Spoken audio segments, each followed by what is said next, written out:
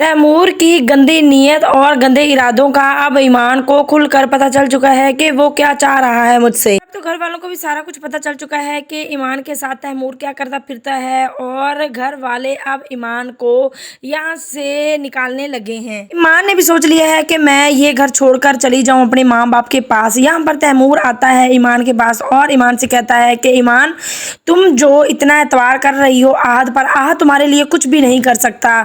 मैं तुम्हारे लिए इतना कुछ करूंगा कि तुम देखकर हैरान हो जाओगी। तुम आहद को दफा मारो, क्यों आहद के पीछे लगी हुई हो, और मैं तुम्हें कितना चाहता हूँ तुम्हें अंदाजा भी नहीं है। जब ईमान ये बात सुनती है तैमूर की तो उसके पाँव के नीचे से जैसे जमीन ही खिसक गई हो।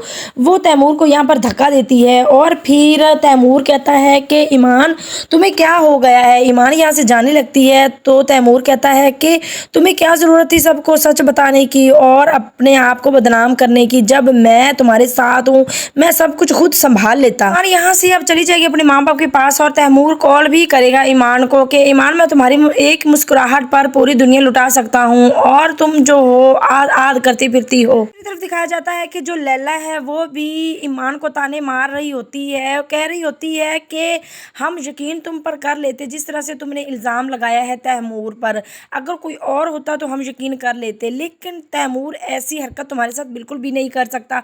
मतलब आप ईमान को सब झूठा ही कह रहे हैं। तैमूर कहता है कि आहद तुम्हें सिर्फ इस्तेमाल कर रहा है, तुम उसके लिए एक ऑप्शन हो और वो तुम्हें बिल्कुल भी प्यार नहीं करता, टाइम पास कर रहा है। और इस पर ईमान कहती है कि तुम झूठ कह रहे हो, ऐसी कोई बात नहीं। तो आगे से तैमूर कहता है कि तुम्हें सब झूठा कह रहे हैं, तुम ही झूठ कह रही हो मुझ पर जो इल्ज़ाम लगा रही। मतलब अब कोई भी ईमान पर यकीन करने को नहीं तैयार। वो कह रहे हैं कि तैमूर तो ऐसा कर भी नहीं सकता, तुम ही झूठे इल्ज़ाम लगा रही हो उस पर। इधर ईमान का माँ बाप आ जाता है ईमान को लेने के लिए और आहद की माँ लेकर आती है मिठाई ईमान पर और इन पर तो वो बम फोड़ देती है। जब वो मिठाई लेकर आती है तैमूर की माँ पूछती है कि भाभी ये मिठाई कैसी, तो वो कहती है कि हमने आहद का रिश्ता तय कर दिया है। ये बात सुनकर ईमान हैरान परेशान हो जाती है। आने वाली नेक्स्ट एपिसोड बहुत ज़्यादा इंटरेस्टिंग होने वाली है। मेरी वीडियो पसंद आई हो तो मेरे चैनल को सब्सक्राइब कर दें और मेरी वीडियो को लाइक भी कर दें।